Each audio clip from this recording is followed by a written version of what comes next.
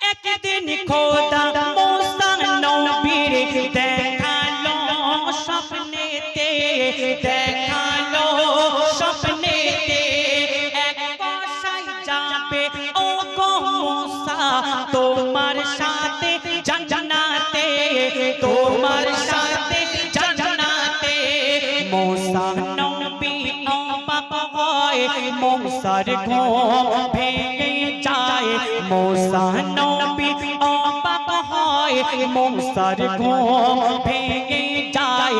খুঁজতে থাকে মুসা নবী ওই কসাইয়ের ঠিকানা, খুঁজতে থাকে মুসা নবী ওই কসাইয়ের ঠিকানা। সেই সময় আল্লাহকে কি বলছে, আল্লাহ পাক ওই কসাইয়ের বাড়ি তুমি আমাকে একটু পৌঁছে দাও। কেন? ওই কসাই এমন কি ভালো কাজ করে? আমি একটা নবী, সামান্য আম মানুষ গোশ বিক্রি করে, আমার সঙ্গে কেন জান্নাতে যাবে? আমি একটু দেখতে চাই। এই কথা শুনে মুসা নবী কসাইয়ের বাড়ি চলে গেল। গিয়ে কসাইয়ের বাড়ি ছদ্মবেশে গিয়ে বসে বসে দেখছে কসাই কি কাজ করে। দেখুন সেই উদ্দেশ্য করে বলছে, দেখুন মুসা নবী খুঁজে পেল ওই কসাইয়ের ঠিকানা, ওই কসাইয়ের ঠিকানা। মুসা নবী দেখতে লাগে ওই কসাই করে কি কাজখানা, ওই কসাই করে কি কাজখানা। তখন দেখতে পাই প্রতিদিন নিজের হাতে রান্না করে কসাই, রান্না করে কসাই। অসুস্থ মায়ের কোলে তুলে নিজে হাতে খাওয়ায়, নিজে হাতে খাওয়ায়। তখন দোয়া করে মা খেতে খেতে যাবে মুসা নবীর সাথে তুই জান্নাতে। দোয়া করে মা খেতে খেতে যাবে মুসা নবীর সাথে তুই জান্নাতে। মায়ের দোয়া সাথে সাথে কবুল করে রব্বানা, মায়ের দোয়া সাথে সাথে কবুল করে রব্বানা।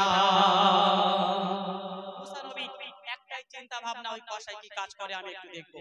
মুসা নবী ছদ্মবেশে গিয়ে বলছে, ভাই তোমার বাড়ি আজকে আমি একটু থাকতে চাই। তখন বলছে থাকো, কোনো অসুবিধা নেই। কিন্তু মুসা নবী দেখছে ওই কসাই রান্না করছে, রান্না করে যখন মাকে খেতে দেয়, তার মা কানে কানে একটা দোয়া বলে। সেই সময় কসাই হাসতে থাকে, আর মুসা নবী চিন্তা করছে ওর মা এমন কি কথা বললো যে কথা শুনে কসাই হাসছে কেন, আমি একটু জিজ্ঞাসা করব। এই কথা শুনে কসাইয়ের কাছে গিয়ে বলছে, কসাই ভাই তোমার মা তোমার কানে কানে এমন কথা বললো যে কথা শুনে তুমি হাসছো, আমাকে একটু বলো। তখন কসাই বলছে, আল্লাহর বান্দা তোমাকে আমি চিনতে পারি না, তোমাকে আমি চিনি না, আমার মা একটা দোয়া করে কোনোদিন সম্ভব নয়, ওই জন্য আমি কসাই ভাই আমি হাসতে থাকি। তখন মুসা নবী বললেন, কি বলো একটু, কি বললে তোমার মা? তখন কসাই বলছে, আমার মাকে যখন প্রত্যেকদিন আমি খাওয়াই, আমার মা আমার জন্য দোয়া করে আল্লাহ যেন তোকে মুসা নবীর সঙ্গে জান্নাতে নিয়ে যায়।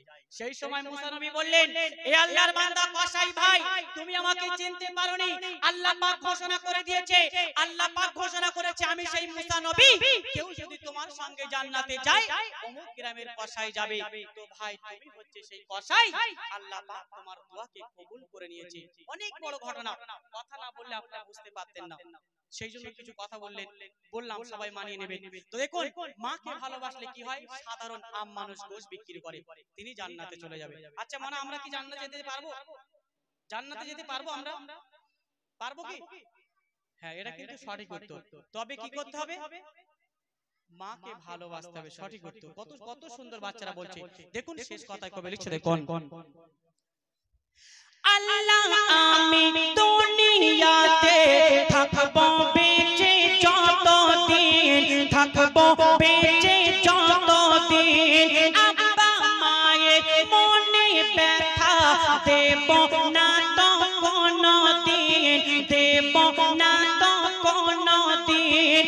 বলে যাই কবি সাদ্দাম করবো তাদের সম্মান, বলে যাই আরাবুল ইসলাম করব তাদের সম্মান যেমন হোক বাবা মা তাদের কথা ভুলব না যেমন হোক বাবা মা তাদের কথা ভুলব না মা হলো সুখের আয়না মা হলো শান্তির কামনা ঘুরে ঘুরে দেখি আমি সব থেকে ভালো আমার মা ঘুরে ঘুরে দেখি আমি সব থেকে ভালো আমার মা দুনিয়া ঘুরে দেখো না কোনটা ভালো বলো না ঘুরে ঘুরে দেখি আমি সব থেকে ভালো আমার মা ঘুরে ঘুরে দেখি আমি সব থেকে ভালো আমার মা।